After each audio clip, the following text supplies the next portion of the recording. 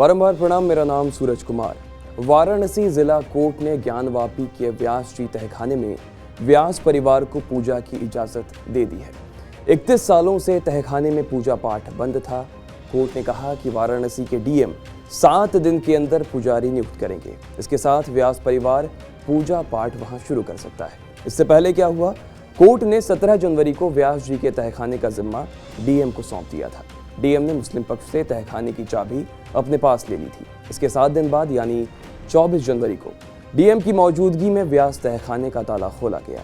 वहीं मुस्लिम पक्ष के वकील का ये कहना है कि फैसले के खिलाफ वो हाईकोर्ट जाने वाले हैं। ये फैसला न्याय संगत उन्हें नहीं लग रहा है। अब अदालत ने क्या कहा, उस पर आइए। अदालत कह रहा था कि मस्जिद के तहखाने में प्रवेश पर रोक के लिए लगाए गए बैरिकेड्स को हटाए जाने की व्यवस्था की जानी चाहिए। सुप्रीम कोर्ट ने तहखाने को एएसआई के सर्वेक्षण के दौरान सील करने का आदेश दिया था। व्यास जी का तहखाना मस्जिद के नीचे स्थित है। ज्ञानवापी केस में हिंदू पक्ष के वकील सुधीर त्रिपाठी ने कहा कि 1993 में वहां पूजा पाठ होती थी। मुलायम सिंह की सरकार ने बिना किसी सक्षम न्यायालय के आदेश के उसको लोहे की पट्टिका से घिरवाकर वहां पूजा बंद करवा दी। इसमें एक मुकदमा दायर किया गया और उसमें 2 रिलीफ मांगे गए। पहला रिलीफ मांगा गया कि व्यास जी के तहखाने के दरवाजे खिड़की टूटे हैं, जर्जर हैं और उस पर कब्जा रोका जाए। जिला अधिकारी को रिलीवर नियुक्त किया जाए। ये दूसरा था। 25 सितंबर 2023 को शैलेंद्र व्यास ने वाराणसी कोर्ट में याचिका दायर की थी। इसमें उन्होंने व्यास जी के तहखाने में पूजा पाठ का अधिकार देने की मांग की। करीब 4 महीने बाद वाराणसी कोर्ट ने फैसला सुनाया। ज्ञानवापी के व्यास जी तहखाने में 1993 से पहले सोमनाथ व्यास पूजा पाठ किया करते थे। बाद में पूजा पाठ बंद हो गई थी। 2020 में सोमनाथ व्यास का निधन हुआ और इसके बाद शैलेंद्र व्यास ने कोर्ट से पूजा का अधिकार मांगा। इससे पहले क्या हुआ, ज्ञानवापी की एएसआई सर्वे की रिपोर्ट 25 जनवरी को देर रात सार्वजनिक हुई। इस रिपोर्ट के मुताबिक परिसर के अंदर भगवान विष्णु, गणेश और शिवलिंग की मूर्ति मिली। पूरे परिसर को मंदिर के स्ट्रक्चर पर खड़ा बताते हुए 34 साक्ष्य का जिक्र किया गया। मस्जिद परिसर के अंदर महामुक्ति मंडप का नाम का एक शिला लिफ्ट भी मिला और एएसआई रिपोर्ट में यह लिखा गया कि ज्ञानवापी में एक बड़ा हिंदू मंदिर मौजूद था। 17वीं शताब्दी में जब औरंगजेब का शासन था, उस वक्त ज्ञानवापी स्ट्रक्चर को तोड़ा गया था। कुछ हिस्सों को मॉडिफाई भी किया गया। मूल रूप को प्लास्टर और चूने से छिपाया गया।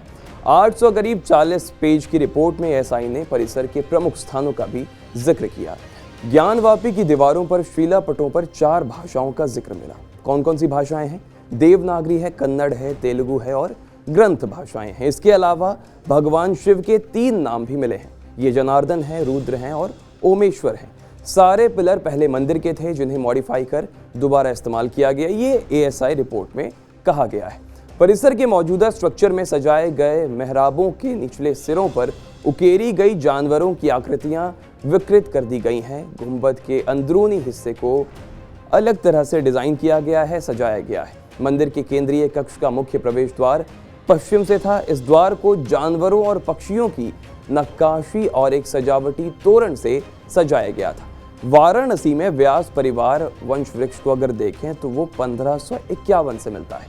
सबसे पहले व्यास शतानंद व्यास थे जो 1551 में इस मंदिर में व्यास थे। इसके बाद सुखदेव व्यास, शिवनाथ व्यास, विश्वनाथ व्यास से लेकर 1930 में बैजनाथ व्यास तक ये कारवां चलता रहा। बैजनाथ व्यास को कोई बेटा था नहीं, इसलिए उनकी बेटी राजकुमारी ने वंश को आगे बढ़ाया। उनके बेटे सोमनाथ व्यास, चंद्र व्यास, केदारनाथ व्यास और राजनाथ व्यास ने परंपरा को आगे बढ़ाया। सोमनाथ व्यास का जो देहांत है वो 28 फरवरी 2020 को हुआ था। उनकी बेटी उषा रानी के बेटे शैलेंद्र व्यास ने 25 दिसंबर 2023 को वाराणसी कोर्ट में केस दायर किया। इसमें उन्होंने व्यास जी की पूजा पाठ तहखाने में कराने का अधिकार मांगा। करीब 1 साल चले मुकदमे के बाद कोर्ट ने व्यास परिवार को पूजा पाठ का अधिकार दिया है। अखिल भारतीय संत समिति के महामंत्री हैं स्वामी जितेंद्रानंद सरस्वती। वो कह रहे हैं कि पंडित सोमनाथ व्यास को ज्ञानवापी का तहखाना महानिर्वाणी अखाड़े ने युद्ध में जीत कर दिया था।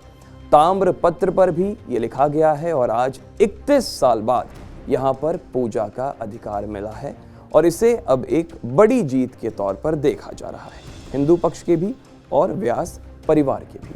तो ये खबरें थी आज जो फैसला आया कोर्ट का। और आपको अगर खबरें जाननी है उत्तर प्रदेश और उत्तराखंड की तो देखते रहिए TV9 उत्तर प्रदेश उत्तराखंड।